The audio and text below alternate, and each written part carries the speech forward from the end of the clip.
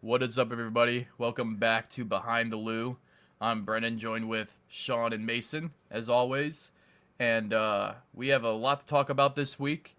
We had the World Cup final, and then there's some STL SC talk as well. They just had their first game against Kansas City. There's some Blues talk that Sean wants to get into, and then probably the thing that a lot of people are here for, the Cardinals and their demise. But how are you guys feeling going into this? We have a pretty jam-packed episode for sure. I feel amazing. I'm so happy with all of my St. Louis sports. Yeah, the majority of this will be the Cardinals once again uh, putting a brick on the gas pedal but not controlling the car. Uh, I love driving so off of the cliff. yeah, and then driving over 64 into their stadium and Yeah. exploding into the bullpen. Off the bridge. Yeah, Yeah, there. I hope it and crashes in the bullpen because it's I hope it been. crashes into patios because it's never open. All right. Well, before we get into that, let's get the happy talk out of the way, and we'll talk about the World Cup because Messi is not a World Cup champion this year. Thank God. I don't think everyone's happy about it, but I think we're everyone's sending a happy lot of people. besides All of Argentina. us. All of us, yeah. We were Argentina all and all wrong. all the kids wearing Messi jerseys because that's all they ever heard about growing up. Real Um, quick, I will say the Argentina jerseys are pretty sick, though. I like the colors on them. I think they're one of the uh, better World I Cup prefer jerseys. Spain's. I don't know. That's I love I Argentina's jerseys, though. I used I don't to like be the team, honest, but I used to root for Argentina all the time when I was a kid. Like Messi was cool when I was younger. And he's Then still I obviously grew still up. cool now, but then I grew up and I was like, I don't like hearing about the same shit. I think I talked about it last time. I don't like hearing about the same shit over and over again. Give me someone new. Give me something new. And Spain might not be the newest thing. I mean, I think they won 2010. If I'm wrong, someone correct me. But yeah, Spain pulls the. I don't even know if it's an upset. I don't know if it's an upset because a lot of people are saying that Messi and Argentina had like somewhat of an easy schedule going against like Yeah. Cabo and Verde or whatever that country is called, and yeah, um, being the number one seed helped them for sure. yeah, and England was tough. Real quick, do you guys want to know the stats of this? Because I just pulled them up and I didn't Oh, realize. we it talk was about time of this. possession. Wait. What's First time of off, possession? Because that's what I noticed in this game. yeah. So first, I'm gonna start off with this. On shots on goal, what do you think Spain has, and what do you think Argentina has?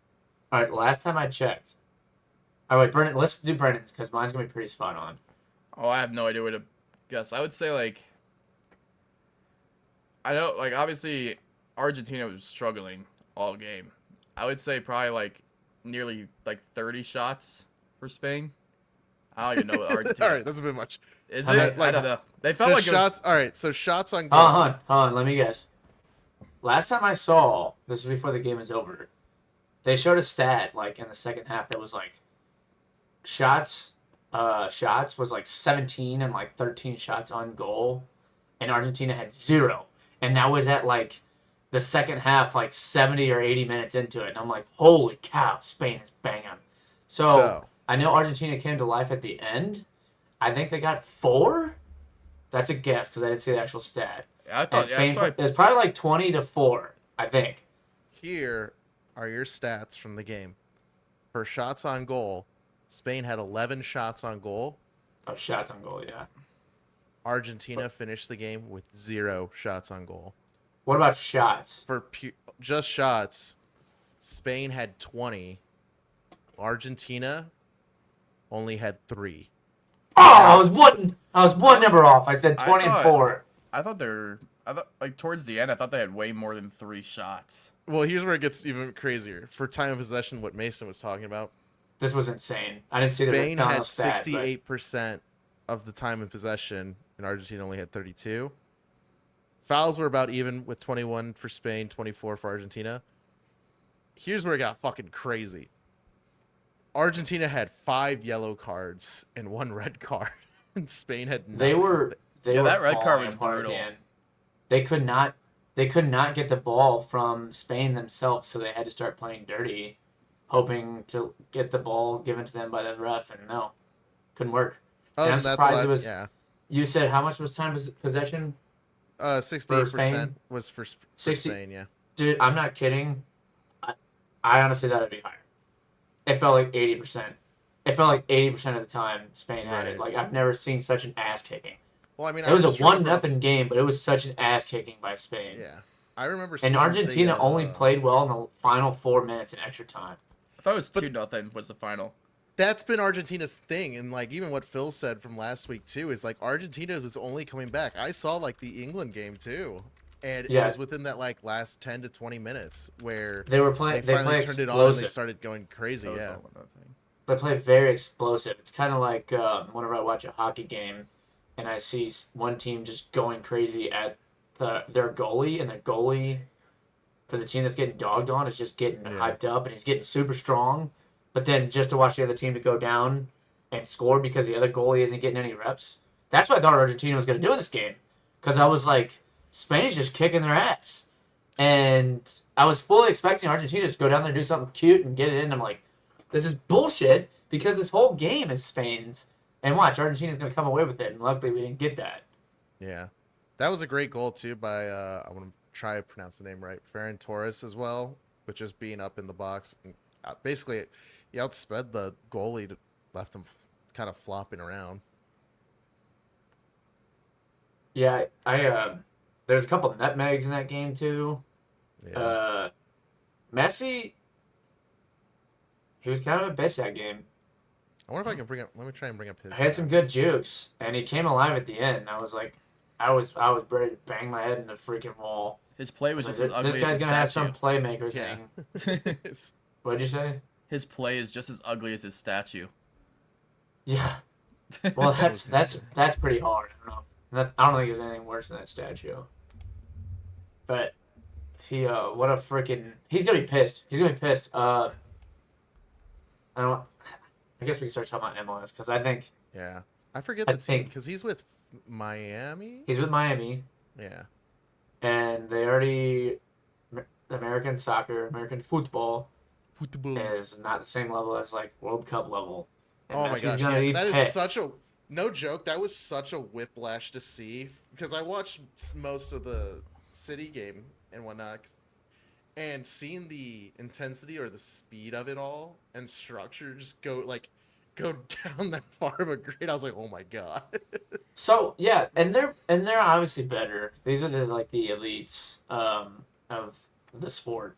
Yeah, But gosh, whenever you watch MLS games, and it's not always the case, but whenever I watch it, I could be completely wrong, but they're not flopping as bad as they are in the World Cup and Premier League.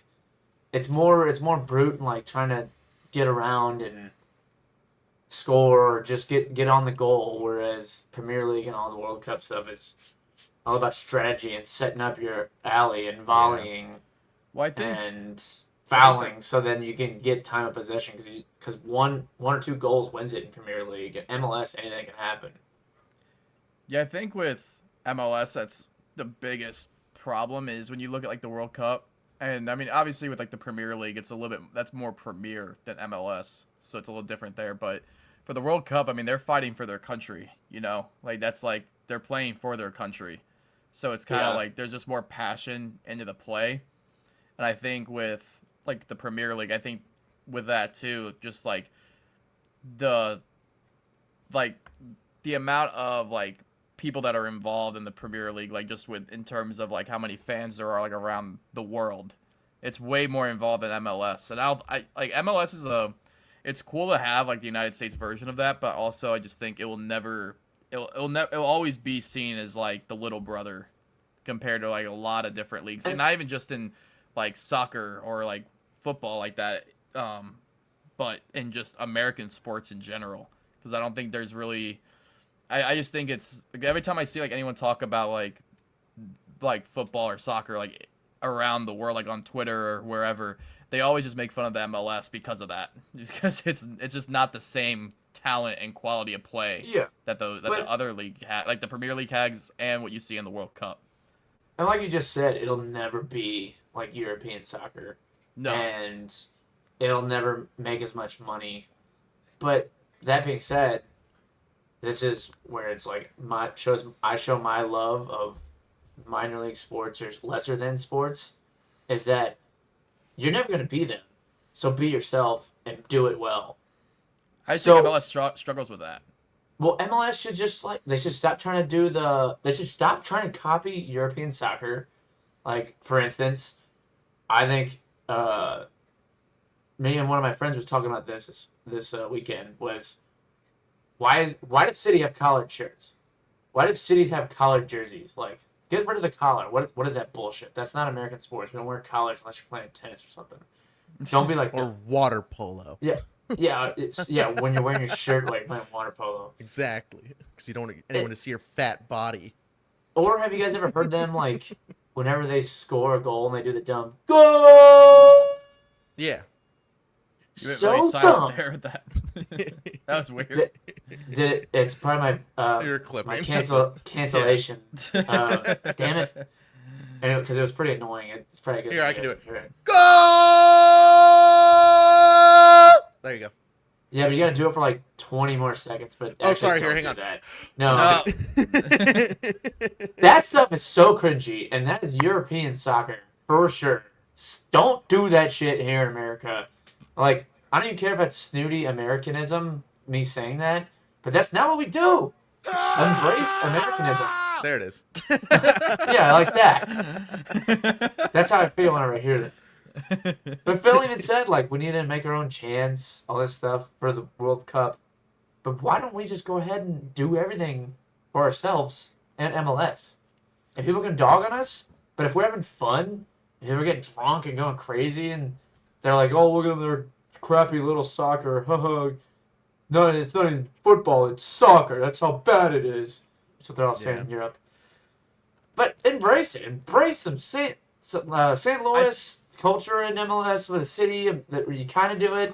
I think I'm City okay with does the it. chanting section, but what are you saying? Well, to your point with that, and that they do embrace it, did you see the Old Vienna sponsored jerseys that they did with the 314 on the back of the jersey, too? I think that's cool, but I think it's kind of ugly. I don't even understand it. I don't even understand the point of it, really, except of it being like a collector's drop or something. Mason, money, duh. Yeah. No, I Why, guess why it's do just- sports make Why do major sports make jerseys? But- Money. and I'm cool with that. They keep doing this though, because like I think they dropped the Ravioli Boys stuff too, and that was really cool. Yeah. You guys know about the Ravioli Boys? Yeah. Yeah, I've Where it's seen like when that. we did the voting before City came to be, and one of the names was Ravioli Boys. St. Louis Trash Pandas. Ravioli, another one. ravioli, give me the formioli. No, but I But- real quick, I think like with MLS too, like especially like the thing I think they like really fail on is like it's like they play once a week normally. And like so you have like that benefit of like you don't have to be as engaged. It has like the football benefit with it to where it's like more casuals can get involved in it. But I think the problem is the seasons are really long. They're very long. And I think Well, like, it's 30 the games, way but that- it's 30 weeks, so yeah. yeah, and then And you then have like they had the World Cup break this year, which sucks balls. yeah, and then you have like the minor league team like St. Louis City 2 or whatever. I think it They're is. cool though. It's cool, They're cool but though, because also City, if you can't afford City, City 2 is great because they're not nearly as good, but it's still fun. It's a similar experience. I just think it's like I just don't see. I think it just adds more. It just it's just more. There's too much going on with it, and I think like I said, I think the season just being 30 weeks long like that is just insane Hold on. for a sport that does once a week. Telling me that 30 games There's a and lot. 2 teams is too much. Coming from the fucking baseball guy who's like, you know what I need? 160 some games. It's 162. not enough. But baseball's different because baseball you don't need to watch every single game, and it's a good background. Like it's a good background. I know we sport. have this argument all the time. Like It's I don't great. disagree. I get your point of view from it, but to compare it to 30 games where one day out of the week I try and dedicate time to a soccer match. But it's 30 games once a week, and it's like there's so much that can happen in between there, and then you're just kind of like, Yeah, like a double header game from a baseball thing. Yeah. no, but a double header does not happen often. It only happens with rain delays, and the double headers are great because then you can like watch a game in the afternoon and you have a game in the background at night. It's great. It's a good mix. I think hockey has the best schedule though, where it's like sometimes it's like every 2 days or every other day. Sometimes a little more in between, just depending on traveling. But I think hockey's got it figured out with I scheduling do the think hockey best. has it pretty good. It's like every 3 to 4 days or so. Yeah, you get like the benefit of like baseball where it's like a long drawn out season. But it's like the scheduling with it is consistent enough to where I feel like I can be engaged, but it's still intense. Unlike baseball, where it's like the first couple months don't really mean anything as much as it does like later on. So On top of that, too, speaking about City 2 and tying it together with hockey, there was that really good story. Do you guys know about this Lucas Dimitra? mm, So Lucas Demetra Dimitra, Vegas. no, Lucas Dimitra is the son of Blues Hall of Famer Pavel Dimitra, who sadly passed away during the Olympic plane crash or something like that and whatnot. And St. Louis City 2 drafted his son so that way he could still stay within St. Louis. So there's that kind of tying with it. He just never went into hockey and just chose soccer with it all, which is kind of cool. it is I mean, pretty cool. it's kind of relatable though. Yeah. Hockey I and think soccer now, are relatable. yeah, I It's think just, he's it's just definitely different environments. yeah, I think he got traded or moved to a different team too as well. I have to double check that because I don't keep track of all that and whatnot. But it looks like from 24 to 25, he was on St. Louis City 2, and now he's playing for this sports club name that I cannot pronounce and has too many letters and shit.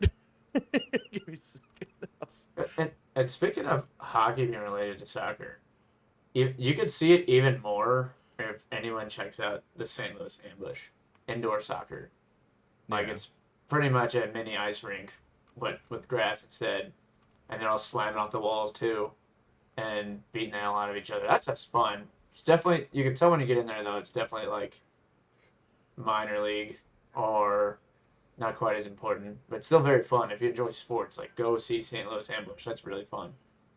But yeah, with City beat Kansas City back Rivalry from the game. World Cup circuit, 3-2.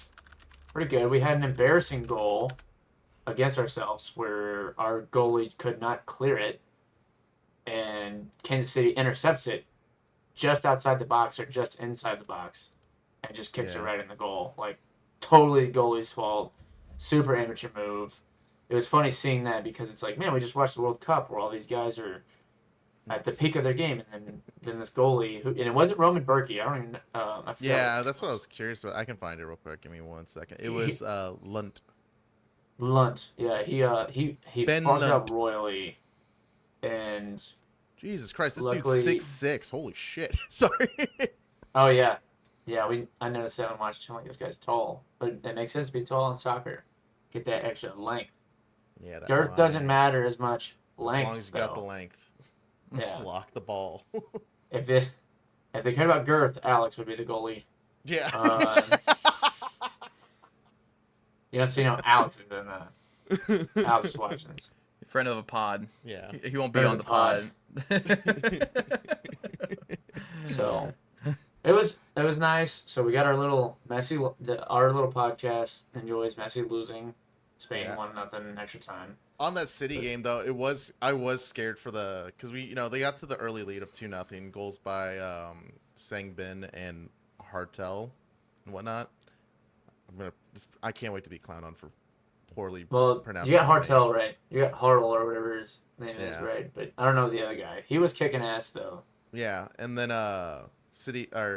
Kansas City came back and scored 2 goals with about like around the 85 mark or 76-minute mark, and then we had the last 20-minute goal because they added +7 in extra time and whatnot. Yeah. It was it was that penalty kick from Lowen or Lowen. I forget how that character is pronounced with the O with the 2 I's. Loven. Yeah, I don't know. It's everyone's. There's so many sports now, especially soccer and hockey, where I just can't pronounce anyone's stinking name. Maybe can we do that as a video idea? I just give you guys hockey players' names that are impossible to pronounce. That'd be a good short idea. We just butcher them. Yeah, just everyone butchering them. But No, the one thing I wanted to do is like get like some people like either like Demi, Katie, and like someone else to like try to like guess player names or guess player teams. I think that would be a good short idea too. what? That'd It's be a good. bunch of St. Louis-based players, and we say like, what player is this team on out of Yeah, the like, St. Louis teams? Stuff like that, yeah. And it's That'd like be first fun. one, Hakeem Butler. Battlehawks I would even struggle with because they just fly through players a lot. So Yeah. Cardinals would be tough lately because of just how much they've gone through. But just real quick back to the World Cup before we move on. It looks like I looked it up to see where the next World Cup's going to be in 2030, and it looks like it's Morocco, Portugal, Spain, and Argentina. Oh my god. Portugal. Oregon? Missouri?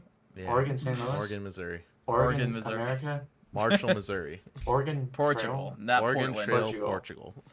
That'll be a good circuit, though. That'll be a really good one. That'll be I another really good one. enjoyed it being in the U.S. though. I thought that was really guys- good for the Did you guys country. see, without getting political, did you guys see Trump just sabotage their team photo? No, I did not. He like, No, I saw the- him. I saw him with Jeff Bezos holding the trophy. They're like walking together, holding it. It looked very awkward. was that Bezos? I thought that was the MLS commissioner. No, I I think heard. that's what Ryan was complaining about in Discord or something like that. Whenever he was watching it too. I think it. I don't know if it was Bezos. I thought I saw online that it was Bezos. I might just be talking out my ass. Did it say but Bezos? Because I'm pretty sure it's. I pretty don't know. sure Maybe it's he just the, looks like him. No, he does. He just looks like him. Here, I'm gonna pull up this video so we can watch it before. We So head Jeff out of this Bezos- comment section. Jeff Bezos attended a World Cup. USA versus Belgium. But that was it. I was wrong. I was just talking out my ass. It looked like Jeff Bezos. Did you see the video of Trump and Elon and Bezos and all other billionaires holding the trophy going down a corridor? No, that was well, it's gonna be even funnier because I think the 2028 Olympics are here too, and he will, like the Summer Olympics, and he will still be president, so we'll get more meme quality stuff. That's just like it's ridiculous. Dude, if I can get his dance at the Olympics, that'd be hilarious. He did the dance at the World Cup. He did the dance. He did the fist pump. No, I need the full thing. I want. I think he did this after I he want his handed whole it. thing of. I want that shit, baby. Give me that. No, it was like it's like just really awkward. I was just like walking out with it. Oh, Like that's funny. because they're both holding the trophy, but Trump looks like he can't keep up with the guy. Do you have the video? Of what? This Of is this. this is him like awkwardly like. Oh, just standing Definitely. there. Well, he definitely big dicks, and he tries to be like, "Oh, this is in my country. I'm getting in this photo, and I'm gonna be a part of history forever."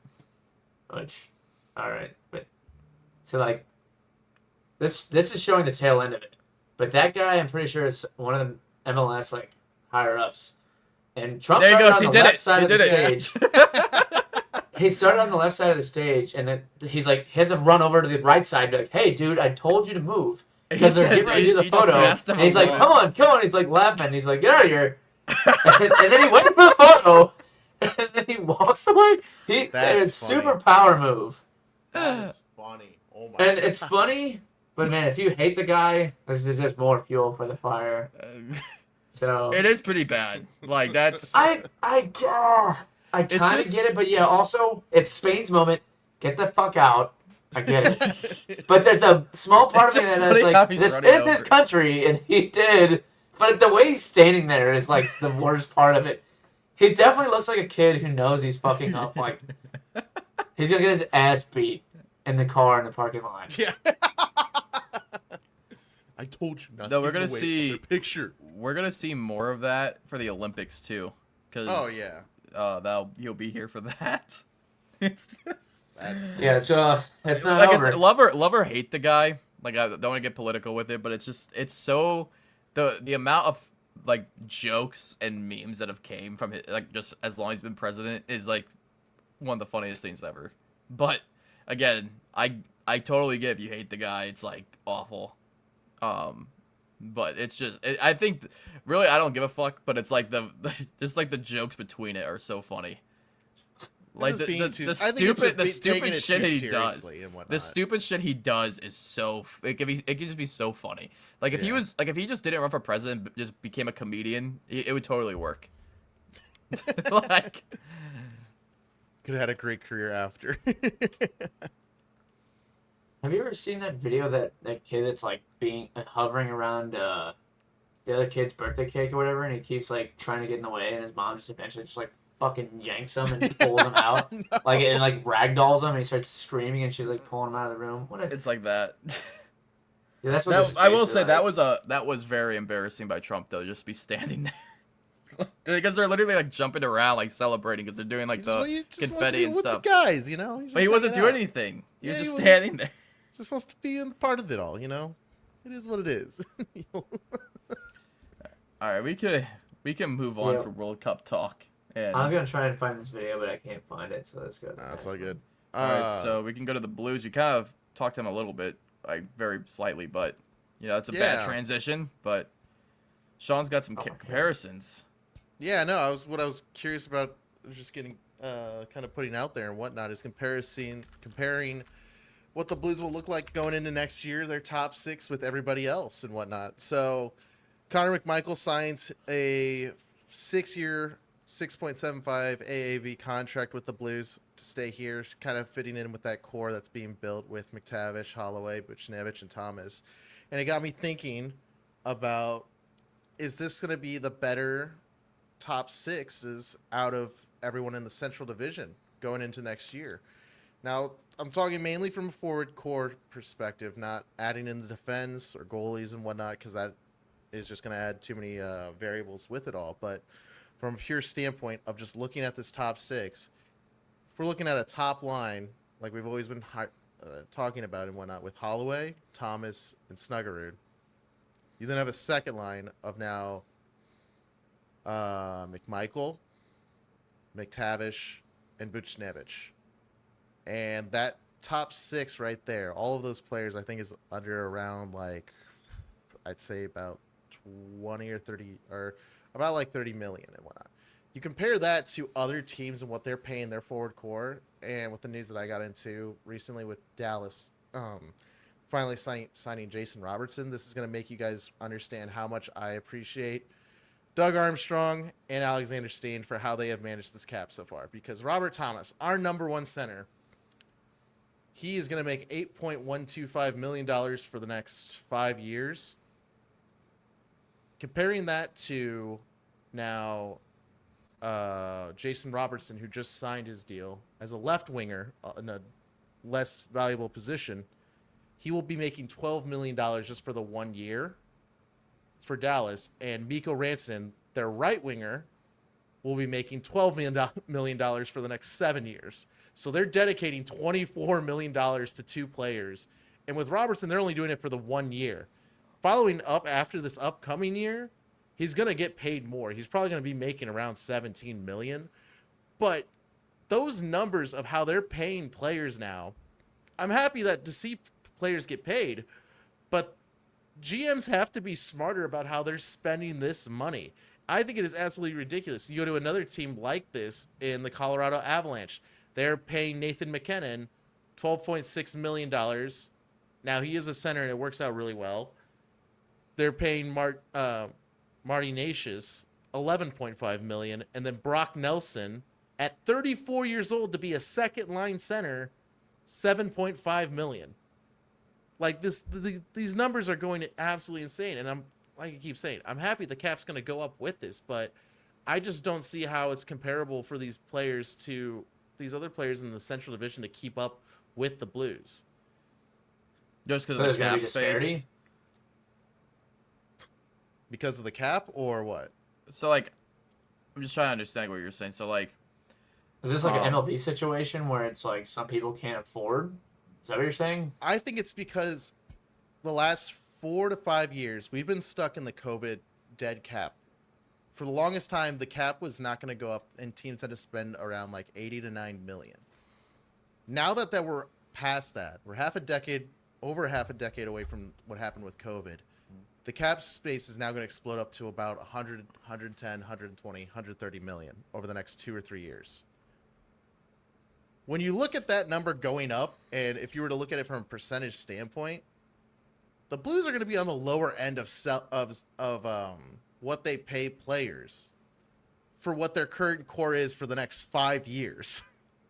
And then after that 5 years, they're going to have a lot of money to then refocus and build another core and whatnot. Compared to other teams within the Central Division of Dallas, they're paying a 29-year-old Mikko Rantanen $12 million. Tyler Seguin is 34 years old, making 9.85. Matt Duchene, $4.5 million at 35 years old. Now, great player, but still, it's just this money structure for the forward groups. And what I guess my main point with it is I don't see how the other teams in the Central are going to be as smart as the Blues have been with really focusing and getting a lock number in. Like, great example, the Minnesota Wild, they paid Kirill Kaprizov at 28 years old, a left winger, $17 million. $17 million. That For is how long? for the next 6 to 7 years. He became the highest paid player in the NHL at that time. And as the comparison of the greatest player in hockey right now, in Connor McDavid still makes 12.5. Like, Yeah, that's why this is insane the average to left me. winger makes $3.5 million per year. They're paying him And 17 a year. 17 million a year, and then Matt Yeah, that's Boldy at 7 insane. million a year. Is he the It's best left winger? he's good, but he's not So great. he's not the best. Like, Well, if you have that, if all that money's tied up for them, I mean, I don't know how you can when's the cap because I don't think they're gonna just instantly increase the cap like in 1 year. I think it's gonna make a gradual increase. yeah, Isn't it that what they goes up usually every do? year. It does go up every year. So Uh-huh. like this last time it went up about like I think 5 or 6 million So is it and getting whatnot. more chunky? Are you Yeah, worried that they're gonna. like It's just it's gonna have a lot of teams having to restart again in yeah. 5 years I can just see a world because where of the money chunks? where Kirill Kaprizov is what hamstrings the Minnesota Wild after their window. Because, everyone always talks about winning windows with teams and whatnot, and how you can't always keep the window open. Eventually, people have to get paid, or, players move on to other things that they want to do. But I find it interesting how smart the front office is for the Blues compared to the other teams in the Central for how they're managing this and, keeping it a competitive team at the same time. Now, I know a lot of people will argue against that, saying, well, the Blues aren't competitive. They're not a great team. But comparing this to like other teams in our division, this is ours for the taking because it's a lot younger group that can do it. Like, I could see this finally be the turning point where the Blues and even the Mammoth can take over the Central Division because these star players are gonna fade at some point. It's just predicting when it will be. Like, the Nashville Predators are the bane of my existence, but they're still paying Philip Forsberg at 31 years old $8.5 million, which is more than Thomas. Steven Stamkos at 36 years old, $8 million for the next 2 years. Ryan O'Reilly at 35 for 4.5, which great deal. It's Ryan O'Reilly, but they're not going anywhere with that. And to Nashville's credit, they did do a great job of getting newer players in and taking advantage of some space they had because they still have like about 8.7 million left in their space. But these teams are older, and I see what the Blues have done, and they've gotten so much younger, and they're going to be so much more competitive to these other teams going in. Yeah, it's kind of similar to like what the Cardinals were wanting to do, but I think the Blues have a better setup for it because a lot of their core is locked up more than the Cardinals are. And then I think the cap space situation benefits them more as of now until we figure out what the MLB situation is going to be, because it's so uncertain right now what it looks like. But According to the New York Times, we don't have a single player earning more than 8.12 million per year. that's pretty good, So especially that's for a like team that looks like they could be. I mean, I don't know how I feel about this Blues team just yet overall, just seeing how they performed last year. But I do think last year was more of a blip than actually what they are as a team. And I think, the depth of this team is what my biggest concern is overall. But, you got like the forwards to have a very electric offense for sure. With like Thomas and the different guys just down the line. And then like the depth in the lineup, like the current lineup is really good. But I just don't know if there's like an injury to like 2 or 3 guys. But I this don't is know. the point I'm gonna make with this right now, and I want this to be held in stone. You can put it on the internet, put it like on my face on this if I've proven wrong with this. But I think Jimmy Snuggerud next year, I think he scores over 40 goals, and I think he will then become the highest paid player on the Blues at $9.5 million for 7 to 8 Jimothy? years. You think Jimothy's gonna be our highest paid? Yes. Will he Timothy. take that low of money knowing that the cap's going up though? And Well, with the negotiations that I'm seeing from Steen, and you do technically still have Doug Armstrong as like an advisory role of like coaching up Steen with this. Connor McMichael signing for 6.75, that's kind of a good deal. You got Philip Broberg, a guy who had his breakout seasons after signing his qualifying offer sheet and whatnot from Edmonton, now making $8 million, and he's the number 1 defenseman for the Blues. So telling Jimmy Snugger, if you were to tell a 23-year-old, all right, imagine this, He's 23-year-old making less than Brendan, $1 million a year too. 23-year-old Brendan, if someone comes up to you and says, hey, for the next 7 years, you can make a total of $66.5 million or maybe less, what are you going to take right then and there? well, I mean, I get it. Like, I get that's the negotiation tactic, and like, it's all around sports that happens. But Hopefully I he's a just good agent. wonder. I just wonder. Like, I mean, we just saw a JJ Weatherholt for MLB standards, but it's like, I with Jimmy Snuggerud's talent, does he bet on himself to potentially make more if he continues this and tests free agency when he gets there? Or I'm not too familiar with the NHL free agents. I don't know how long he's like got to be a Blue. So he is in a 3-year entry-level contract. This upcoming year will be the last year of his entry-level contract, and he will be an RFA. He will be a restricted free agent in which they can either take it to an arbitrator to be like, hey, figure out how much this person is and pay him for that, and then we'll lose that, or they sign him to a extension to where until he's 26 to where he would still be a RFA. So that there would be called a bridge deal. And the bridge deal is what we pretty much did with Jake Neighbors. Jake Neighbors signed his bridge deal 2 years ago, and he was coming out of his entry-level contract, and in the final year of he had 38 points out of 77 games. Now, out of this bridge deal, he's played about, I'm going to try and do quick math on it, around roughly 130-some games, and has had 82 points. And out of that contract, it was only $3.75 million per year. So in total, he earned about $7.5 over 2 years. I really think if I'm looking at the numbers from it all, Neighbors would probably earn somewhere between 7 to 8 million, maybe. But Jimmy Snuggerud is the future of the Blues. He is the new goal scorer. He is what you wish Robert Thomas was, or what you wish Jordan Kyrou was. He is what you wished that next level Tarasenko was. I think he's a better goal scorer than Tarasenko. That's how good I really do believe in Snuggerud's potential here with the team.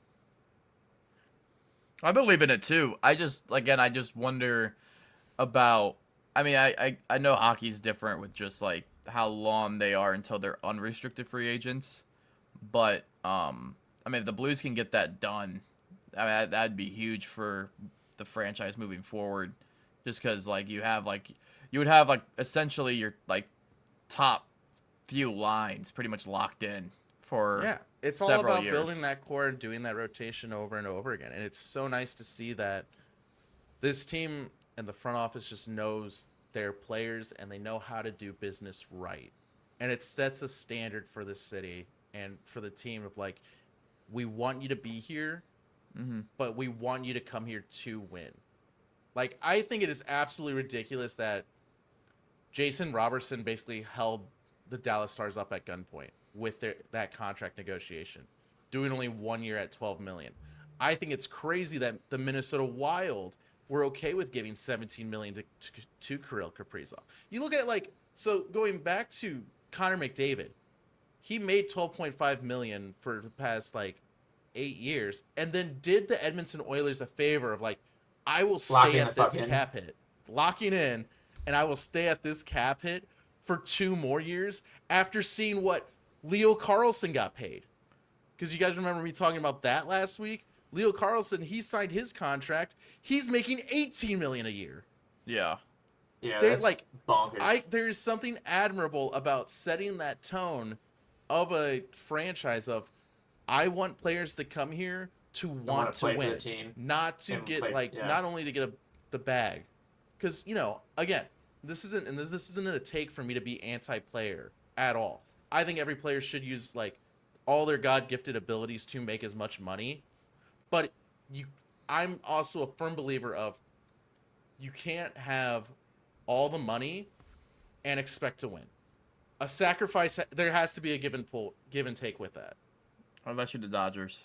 Unless you're the Dodgers, then you just have this big old check that you just can give anyone. I can't wait to get into that talk about. I can't wait to get into talk about the MLB stuff because it's insane on how ridiculous it's gotten. Look, this may be my inner Blues fan just talking about it, but there's something exciting about this team going forward when you look at those top 6 compared to other ones around the league, and how even after everything that goes on, you can continue to add on it. You don't feel like you're handcuffed too.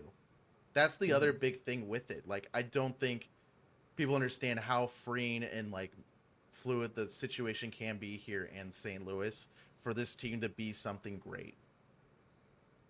Yeah. That's interesting. I didn't realize that the cap space around the Central was, or the salaries around the Central were that everyone's getting paid right now. And again, like I said, I'm glad to see players get paid, but then you see these crazy deals be handed out and how it can easily handcuff a team. We just saw, that's pretty much what just happened in Detroit.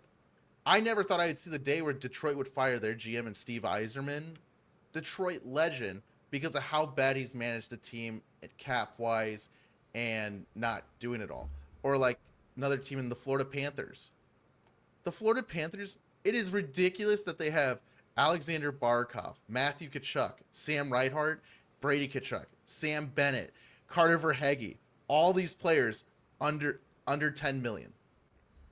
And still put out that much of a competitive team. That is a top 6 that I just listed right there. That is fucking all-star level in my mind. And not only that, you look at their bottom 6, they still have Brad Marchand. They still have Antoine Lundell. It's all about being smart with that money. Yeah. That's what the Blues need to be, because they're not... You're not going to compete with a lot of... the bigger markets are always going to have that more appeal of just not just money wise, but appeal to players on going there, Absolutely. So. But it's not appealing. It's the St. Louis Cardinals right now. Oh my God. What happened, Brennan? Oh. I thought we were feeling great after the All-Star break. What happened? That was my World Series. I think that was the one. And I was pissed. It's a freaking roller coaster. I was pissed because if you watched last episode, you saw my internet problems.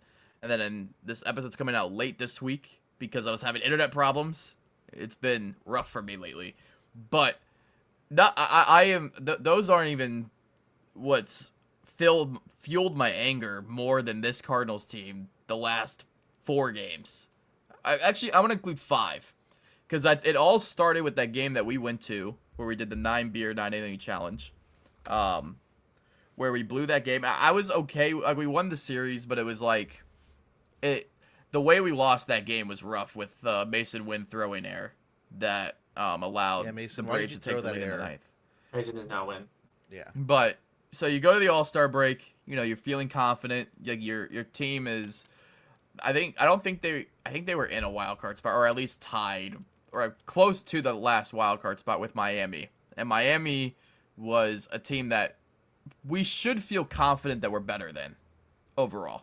Like, there's a lot of teams in the mix for the final wild card, but I still, to this day, I still believe that we are the better team out of all of them. Like, between the Marlins, the Nationals, the Pirates, and us.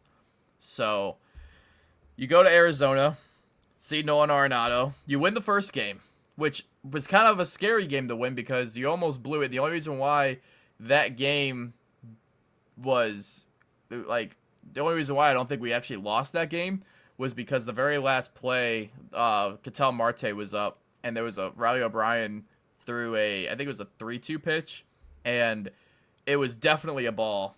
And the Arizona still had 2 challenges remaining, but Ketel Marte just wanted to go home, and he didn't challenge it. So, and they had a runner on second too at that time. So that's how you won the first game. The second game, Dustin May blows up, and he's been struggling for a while now. He struggled against, he was okay against the Braves, but overall, like, the last month or so for him has been a problem. And then you have JoJo Romero, who went on the IL for appendicitis, and it's just, and then after that Saturday game, you go into Sunday, and I believe it was Palante pitching. And Palante's been very consistent this year, and he overall had a good game until the very end, that 6th inning, where he started walking people, and we had a 7-0 lead. You had a great game by Jordan Walker, and a fantastic game by Blaze Jordan, who has been struggling a lot lately. And you're up 7-0 going into the 6th inning. And Palante walks 2 with the bases loaded, makes it 7-2, and then Ryan Stanek comes in, walks another guy, then it's 7-3. And then the bullpen, we had, like, on a 7-0 game, you should not be using your quote-unquote best arms for, like, with a lead that high. It's unacceptable. You should be able to throw out guys to keep your bullpen fresh with your quote-unquote good guys, but we don't have any. That's the problem. And so we have to throw out, like, our best arms, who I think have gotten gassed overall. And then in the bottom of the 8th inning, Nolan Arenado hits a 2-run home run to tie it.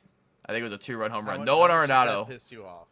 That really pissed me off because I was listening to it on the radio because we were on the way to shout out Sideways show. Oh, God. We're on the way to the Sideways show, and I heard Nolan Arenado comes up to bat. I'm like, this is good. It was so clear to me that was going to happen, and I think it was against Gassion that he hit that home run against. Yeah, home run to left center, in the bottom of the 8th inning, and then Kepler doubled in the 10th. Which that game also we had JJ Weatherholt at third base, in the top of the 10th, and then we had Brian Torres on first.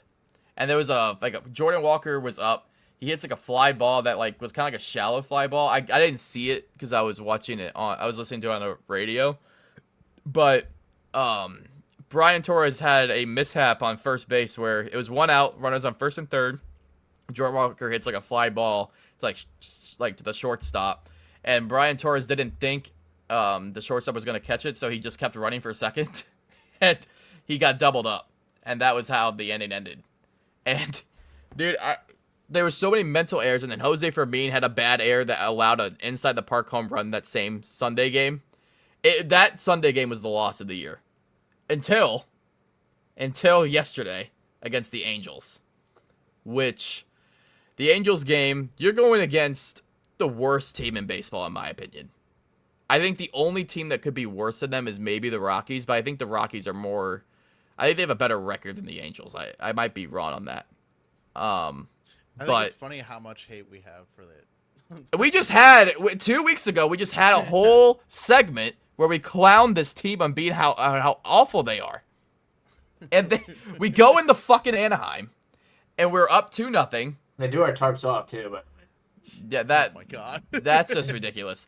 But anyway, they're up 2-0, and then I think in the 8th inning they became 2-1. And then Riley O'Brien, our all-star, comes in to close the game and allows the Angels to tie it. Now, before we get into the 9th inning, real quick, I just want to share something that I saw today.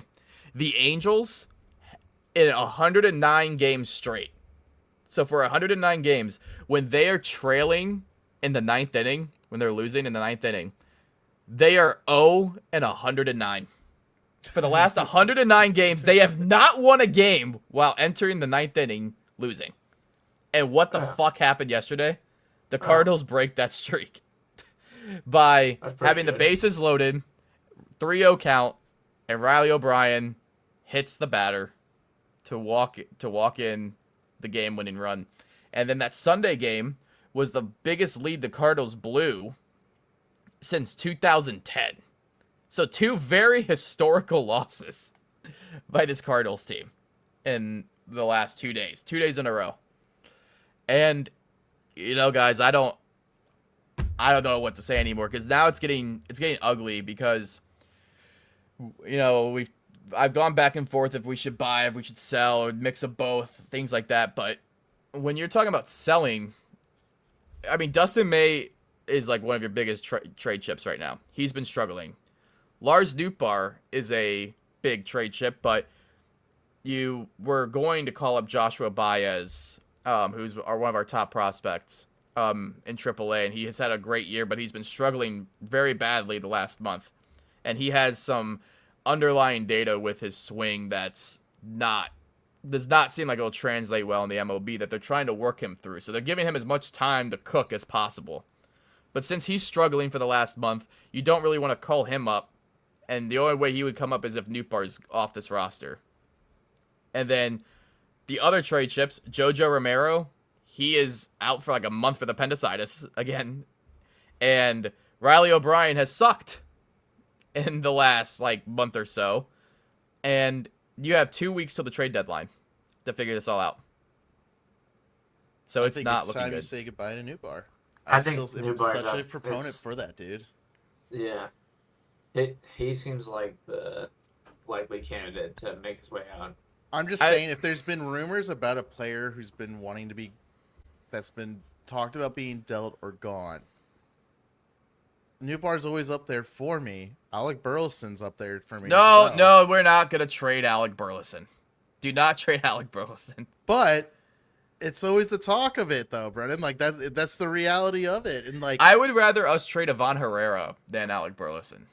If you're gonna go that deep of sell, Ivan Herrera would be the guy I'd pick. I wouldn't trade any of them. I would extend both of them. I need pitching. I need someone with We have it. It's cooking. It's cooking. All right, well, it's undercooked right now, and it ain't worth it. But if you're telling me that, because this is the same person that told us weeks ago of like, you have to capitalize on this year. You have something special this year. You do. Then you need to make that sacrifice. The thing is, I don't see a world where, yeah. So yeah. See this, Dan? It's pretty much the exact same for 3 years. But this is different, though. This is different. I think the offense is way more exciting. But here's the thing. I don't know if... I'm trying to think of what's more valuable right now. Trading Dustin May and JoJo and all these guys. Or, like, are you really going to get enough in return for them at this point? Or are they more beneficial to stay on your roster? Because, again, even if we're talking about not winning anymore this year, right? They got to go get bullpen arms. Like, you can't go through this season how bad the bullpen is. It doesn't even matter if you're wanting to lose games. They don't have the depth. They don't have anything. And I think that's been a big critique of Chaim Bloom around, like, Cardinal Nation, of how he's handled this bullpen.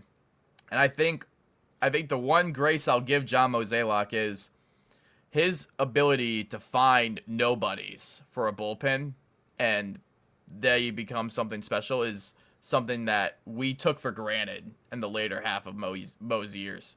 Because, I mean, you look at some of the trades that they made, like just in recent years. Not even talking, like, 2011 was the biggest example of how good he was at finding solutions to fill those holes in the bullpen. That's a brutal picture. I'm not gonna lie. But anyway, you talk about like the just again recent years since like 2020s, like 2019, 2020. You got Giovanni Gallegos, you got Genesis Cabrera, Riley O'Brien was a trade that we did, and then finding guys like T.J. McFarland in 2021, like guys like that.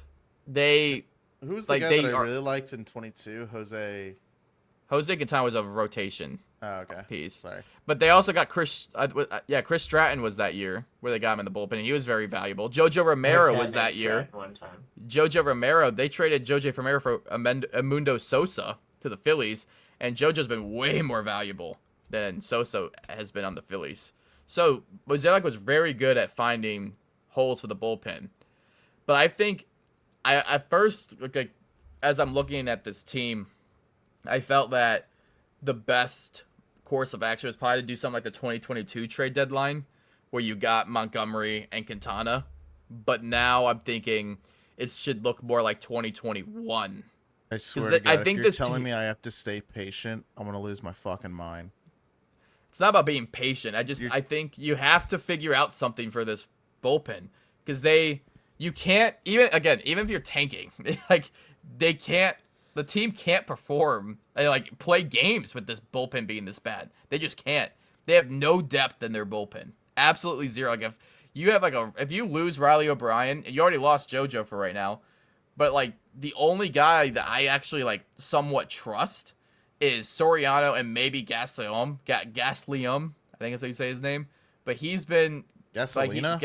Gaslium was talked about like very highly coming in to the big leagues, and he's struggled through the first few games. Like it's a small sample size, but you shouldn't know bullpen arms that well. There should be a bunch of random people. And I don't need any. I see guys. Bullpen reliever ever, Carlos Martinez, who won every game. Oh my God! Don't talk about Carlos Martinez. Oh my God, that was a horrifying time. He was in Cardinals history. He was like the only like bullpen reliever that I like. You guys know that meme with that guy, the baseball player, trotting onto the field, and then the coach is like, "Oh," he's like, or the catcher. The catcher's like, "Oh." That's how I felt every time Martinez came out. I was like, "Oh, we're gonna fucking lose this game." That's how I felt towards the end of Alex Reyes' career in 2021. His only career, it felt like, because his was very sad. But anyway, no, I do still think this team has a chance. I haven't given up on the season entirely, but because even if they sell, I still think there's a world where you can win games, like, and still make the playoffs, because I just don't believe in these other teams. Jesus Christ. Winning Sorry, anything? I was just looking at this right now. Let me see. Yeah, I'm trying to keep up with you guys. You guys are so fast. Thank you. No, Graceffo. I've seen people like blue does not mean good. I don't know. I haven't looked at this website. There's a tweet I found about the Cardinals bullpen that shows like a little bit more easier. It's like from Baseball Savant. Yeah, this is RotoWire. Yeah, I found it. I'll send it to you to share it. But it's like you look at like, oh wait, no, that's the Nationals. I don't know what I'm doing. Hang on. I don't know what are you I'll share doing. it anyway. Anyways, this is the Nationals. In case you were curious about this. Why did this guy share the Nationals stuff? Maybe it's to be like the. Well, speaking of that, did you guys ever see that? Did I show you that one game where St. Louis Cardinals, like, it was some recap of a game, and it was like the Nationals or the Reds and the Royals or something on a St. Louis Cardinals YouTube video. I'm like, oh yeah, because they just didn't paste in the right. So I assume that MLB editors, it's not a St. Louis specific person. It must be a team of editors at MLB doing those highlight reels on YouTube. I think they're AI generated.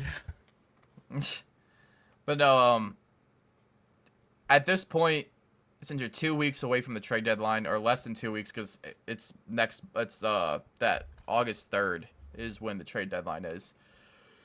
I And it'll be funny. We will actually go live.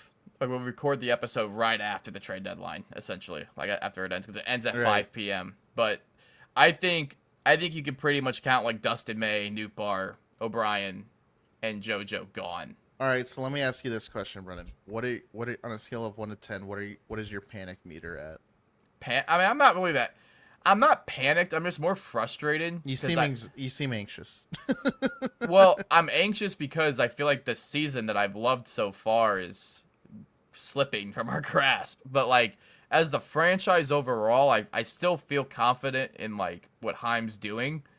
But I think this trade deadline is very important to figure out. You know, it'll be very interesting to see how Heim takes it because you don't want, because if you trade all those guys that I listed, I still you have to add still. You just have to. I don't think you have guys in AAA in your system that can replace those guys. Not just replace like in production. You know, like that's one thing, but replacing those guys in just like in general. I don't think there's enough options that you can feel confident calling up. Like yeah, like for the rotation you can have like Hunter Dobbins or Quinn Matthews with Dustin May. And I think that's solid. I think Dustin May should be gone for that. But for the bullpen, like with JoJo and O'Brien, I think O'Brien's less likely to be traded because he has more years of control. But JoJo with his injury, I don't know if it's even worth trading him at that point because I don't know what you would even get in return. And then for Nootbaar, I think they trade Nootbaar and then just bite the bullet with Baez and just let him cook. But the one other thing I wanted to talk about, Bar for sure. yeah, the one thing I wanted to talk about with Quinn Matthews, who's been really good in AAA, and I've seen people talk about this. So with it kind of relates to the CBA situation with the lockout. So Quinn Matthews is not on the 40-man roster, which since he's not on the 40-man roster, which is like if they, for those who don't know, with those 40 guys, it's like a mix between like AAA guys and MLB players, and they can kind of go up and down AAA and major leagues. And if you want to make a move to like Quinn Matthews, you have to remove someone for the 40-man roster, which I don't think is a problem finding a guy to replace on the 40-man roster. Like you got guys like Tink Hence who probably should not be in the organization anymore on the 40-man. You just remove Pozo from the 40-man. So you got guys you can move off of it. Who is that? Is that Kyle Leahy? Or no, it's Quinn Matthews. I'm an idiot. That's Quinn Matthews. What you're talking about? I saw the hair. It took a minute to load for me, and I saw the hair, and I thought it was Kyle Leahy at first. But anyway, so with Quinn Matthews though, since he's not on the 40-man, if they go into the next year with the lockout, all the players on the 40-man roster cannot play baseball. They are not allowed. Like they can't play in minor leagues. They can't play. Obviously, the MLB's not going on, but they're not like AAA. Like those players won't be able to play at all. However, players who are off the 40-man roster, those minor league teams can still play baseball. And I think they are worried about some of these guys who are like on the cusp of becoming an MLB or like not. They don't want to risk putting him on the 40-man. And then they come up, and then who knows how long the lockout's going to be. I mean, it could go on for a year. Like, there could be no 2027 season, and then Quinn Matthews will not be pitching in games. And he's supposed to be one of your top arms or a big piece in your rotation for the years to come, for the next championship window that we have. So it's a concern, but I think at this point, you have to do it. Like, I want to see Quinn Matthews in the MLB. I think he's earned it. And Joshua Baez, he's already on the 40-man, so that would be no issue. He's not going to play regardless. So, but yeah, I think they shouldn't be thinking like that. But I've seen some writers talk about how that's a concern of theirs. Yeah, this lockout situation is going to be so fascinating to see. It really It's very is to see interesting. how it plays out. It's gonna happen. I think it will. I really do. It's definitely gonna happen. I think the games will be I think they'll go all the way to like May with no baseball. But I think I can't see. I think owners will fold on the salary cap before they agree to it. I don't know though, because some of these owners really need the salary cap. I think baseball needs the salary cap. Like again, that's another episode that we're gonna do, but just a little preview of it more. Like they need it, and the Cardinals are one of those franchises that need it. So it'll be interesting. But it's gonna fuck a lot of teams. Gonna fuck a lot of players with that. Like I said, with that 40-man situation, how if players who are not on the 40-man roster, or players who are on the 40-man roster can't play. They can't play in games. But because they don't want to ruin the development of like the really young guys. Right. You know. So. And there's only how many weeks are left for baseball right now? It ends in like the first few days of October. Right. So. And we are 2 weeks away also from the NFL season, the preseason kicking off too now. Preseason, yeah. It's God, getting there's that so time. many fucking sports. I plan on covering the NFL, but not too much because it's a St. Louis podcast. But we should find ways to make it St. Louis related, so we're not cheating. I would like. And to we do don't more root for the NFL Chiefs stuff. here, by the way. Yeah, I think all three. Well, I'm not a Chiefs fan. I was supporting the local team. I'm kidding. This fuck. All right, I'm gonna get into this right now. Brendan would piss me off so bad with this take. So, when the Rams moved, Brendan's thought process, well, it's my team. It's 3 hours that way if I take 70. But I always argue, if you use that logic, from St. Louis to Kansas City, it's the same distance from St. Louis to like Indianapolis, to Chicago, to Memphis. Chicago's less. Is it actually? There's Chicago's more. I mean, there's no. Yeah, it's like 1 hour more. And there's no Memphis team. Or not Memphis. Nashville. Nashville's like 5 hours. Indianapolis is probably the best argument. However, you have to cross 2 states to get there. That's not the local. Yeah, but they team. also have Holiday World over there, which is like basically like. And that's a pretty good home selling point, if I'm territory. being honest. Well, now that the Kansas City Chiefs aren't going to be in Missouri, they're not the local team anymore.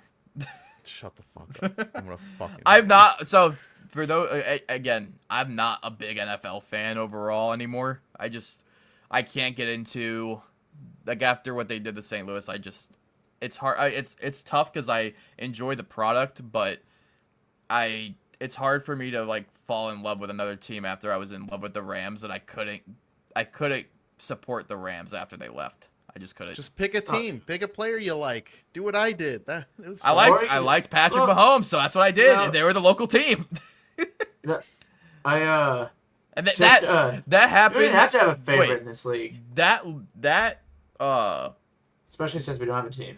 that Rams departure was timed perfectly with the Chiefs dynasty. Gee, I wonder why. Yeah, It just happened that sounds way. like Clark Hunt was like, Yeah, it's crazy that some guy was like, "Oh, Mr. Crunky, you would like to move?" That's what Clark Hunt did. God. No, But it's no. just a different And team. then Go all the Russell way to Wilson East played for Coast the like I Broncos, did. and everything just went downhill for me. Yeah. But what are your go back to the baseball thing? What do you guys want to see at this trade deadline? Do you want to see them sell? Do you want to see them try to do what I wanna said, see like sell. sell, and then add I don't bullpen think- arms, or I don't or think you just need to sell? if the Dodgers do it again, like that, the next season's gonna be gnarly. So I don't even think you make that many crazy moves. You don't need to make I would- crazy moves. I don't want them to do that. That'd be awful. Yeah, but like I don't even know how much you really change. I think you maybe get like I don't know anything about our pitchers, but from like our like starting lineup, See, and that's I my don't really biggest see you getting rid of struggle. more than 2 people at max. I No, the wanna have- offense will stay the same, pretty much. Yeah, but like we were talking about how we could see like Herrera or like Nootbaar That I getting think sniffed. Nootbaar is the most likely. Herrera, he's been struggling the last few weeks. I don't think they want to trade him, but I think it's going to come to a point where he's not a catcher.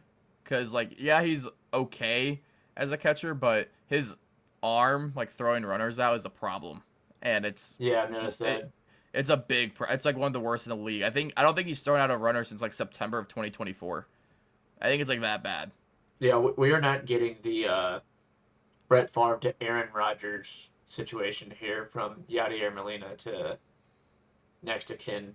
No, we're not. And We I are mean, it's not getting fine. that sexy handoff. Well, it was supposed to be Wilson Contreras, remember? Well, it was supposed to be Herrera, and then Herrera I thought it was wasn't. supposed to be Dexter Fowler. Herrera was not a good, like, he was not ready yet as a catcher. And then they signed Wilson Contreras, which is I still think was a great signing. And then they fucked that up. I miss Wilson. Do you remember so much? Do you remember what they did? And have you seen what they've done? You see what they did to my boy. Have you seen what Sonny Gray and Wilson Contreras have done for the Red Yeah. Sox? They've won like 13 games in a row. And like Sonny Gray has like a 1.5 ERA. Yeah. Wilson's an all-star. He was a semifinalist for the home run derby. So much. I think he's up to like over 20 home runs, which he's not done like this early in the season. He is killing it this year for Boston. Happy Y'all for him. talk about Jordan Walker and how great he is, but when I I love was your Jordan Walker. age, I had Dexter Fowler. You had Michael. We don't talk Wacha. about Dexter Fowler on this podcast. He's, the funny thing, Dexter Fowler was a terrible Cardinal overall, but every time I went to a game during that time, he always clutched up. Every time. I don't know how. I saw some exciting games from him. I thought He Dexter had Fowler and Jordan moments. Walker were the same person for a long time. Okay. But that's pretty much my rant for the Cardinals is sell everybody, but add in the bullpen. Move the team to LA. No. I don't No, think you. wait. Yeah, I don't think you buy until the cap talk After happens. honestly, after that, the cap Just shit is out. trade for bullpen, or I don't care who the fuck it is. Just get me arms that are like solid. Like I don't. They don't need. I don't. You need should be some- hanging out with Mason. Oh man, you should be going to Grove more often. Yeah, that too. get them solid arms. My boy, I just big want. I mean, arm if they find. shoved down his throat. We need to find like our Kurt Warner or something, just someone off the street, and just put them in. Mason, what what are you happens. doing later? We have a job. Russell Wilson opportunity. did play baseball, Yeah. I think and that would be the most LeBron is getting to the traumatizing end thing of for his you. career. Oh Michael wait, Jordan who's played that? baseball. Who's that fucking Arizona Cardinals quarterback? What's his name? Kyle Murray. Yeah, he was drafted by the Athletics. There we go. Bring him in. The St. Louis, and he was a Cardinal. He was a Cardinal before. Yep. Cardinal in the So, NFL and it's crazy that Cardinal- he It's plays just like a midfield. soft launch. They're just like, Kyler Murray playing for the Cardinals this year, and like, yeah, and then he's like in a baseball jersey. What the What? fuck? Also, what pisses me off. So we're talking about like, man, the NFL's got such a stranglehold on sports. Because I search Cardinals in Google for all this stuff we do, and it's always the Arizona Cardinals. I know. And I it get the pisses me NFL's off, big, too. but the St. Louis Cardinals are way more influential and important than the Arizona Cardinals. Damn yeah. the NFL. Nah, we're The irrelevant. St. Louis Cardinals should pop up first. especially with your location. Why would you be looking up the Arizona Cardinals in St. Louis? Yeah, exactly. I think the NFL is like low key, like still trolling us. Like, Hey, look what you could have. Did you mean St. Louis Imagine. Cardinals? It's been decades. That's Gemini's voice. Yeah, that's Gemini's voice. Did you mean the Arizona Cardinals? Arizona Cardinals. You want to come here? That's You got- the voice that Gemini does when he's fucking with you. Did you mean? Or like ChatGPT, they'll say like that. When I was trying to look up something for Twitter, and I was like, name me all the Cardinals who participate in the home run derby, and it said Ozzie Smith. I was like, what? Dude, And then- that's like something I would say. and I was on like- past episodes. I was so confused. I was like, what? And I questioned. It's like, you're right. I'm sorry. Ozzie Smith did not Please play in the forgive home run derby. Like, what? How did that even happen? But anyway, AI. you guys got anything else before we head out of here? No.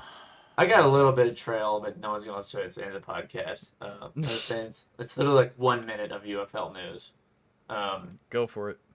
Mike Rapoli, the owner of the UFL, goes, "Hey, we're not going to play at Protective Stadium anymore. That's where the Birmingham Stallions play." I mean, he probably wants to stay in Birmingham, but he doesn't want to stay at Protective Stadium, which is too big. Right. So we'll see if they're a team next year. We might be seeing another new team, but I think they're going to make it work. Or just make them go back to Michigan. Well, that should be happening. Good. Tar- uh, Hope for the Michigan Panthers and Oklahoma City Outlaws in 2028. Yeah. But that's the UFL news, and it's not St. Louis related, but it's my favorite sport. It's your favorite league. Yeah, league, not sport. My favorite sport is water polo. Exactly. So kind No, of your one of favorite those sport is jerseys with the the collars. Look, we brought it full circle. no pickleball. Because you remember whenever you went to the pickleball tournament and shit. I did go to professional pickleball in St. Louis, and our team is always like known. Sorry, our pickleball team's St. Louis Shock. Which, by the way, a lot of pickleball teams have like sexual innuendo names for their teams. Like, there's the Orlando Squeeze, St. Louis Shock. Uh, Squee. Man, I wish Danny was here. She could help me. We with shouldn't this. get too deep in pickleball talk on this. You know, you're not podcast. talking about the This pickleball channel league, covers brother? all St. Louis Come on. I pickleball. say we just get out of here. I think that's a good ending point. Before I'm Fine. saying someone bring lacrosse to St. Louis That would be cool too. that I'd would be cool with pretty that. cool. and professional women's hockey league. That would be Please, need sick. all of it. PWHL, dude, I would go fucking insane for women's hockey league. That'd be sick. And I'm looking. Whenever the season starts to slow down, we get into football and stuff and hockey. I might start trying to be more invested in city, but also I want everyone to know that I work for the St. Louis Billikens, so I would like to cover a little bit of basketball because the Billikens are actually pretty fun, and I would Remember advise whenever everyone to pay attention to them. We went to the post, one of the post franchises, and we were like waiting for one of the playoff NFL games. I forget which game it was, but remember we were sitting, but like in front of this huge table of like Pelican fans or whatever, Pelicans? or Like- Pelicans, whatever the fuck they're called. The Billikens? Yeah, it was like Yeah, Pelicans. Pelicans. Yeah, the Pelican. The Yeah. Pecans. That's whenever I wore my Chiefs jersey, which was just the rep jersey. But those people came. And it was like a playoff game, and the SLU game had just ended. And the Chiefs game was about to come on. They're like, "All right, see ya." They're like They didn't even Gemini pay their the fuck tab. out of that building. I Yeah, don't know if they did. like someone. All right, we'll go ahead and we can sign off now. Yeah, let's get the fuck out of here. This All podcast is right. going off the rails. We'll see you guys next time. Make sure you like and subscribe and let us know your thoughts on everything with the Cardinals, the World Cup, and that Blues talk. But we'll see you guys next week on Behind the Lou. We'll see you guys later.